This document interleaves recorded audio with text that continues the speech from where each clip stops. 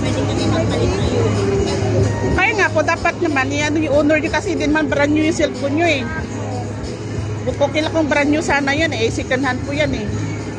Wala naman problema man pag second hand po Kaya yan. nga po, Oh, yung may bumili ako cellphone niya second hand dito sa kabila ng dapat ano. sa akin ganun ang LCD. Kaya nga po, kasi yung CD niya, yung dipikto sa inyo.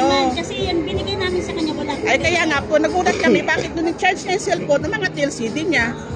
Ano ba yung low budget mo dito? Paano ka dyan? Iripan mo na nga doon, makuha na doon doon, oh, sa ano, oh. Mamula naman ka na.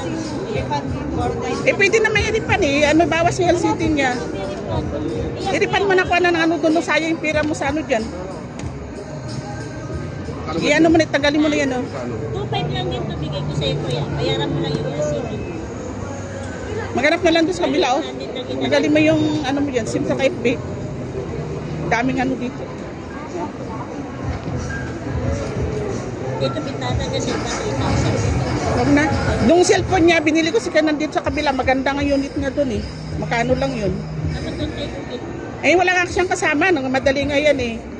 Kasi paalis kami doon eh. Hirap mo natin kasalanan.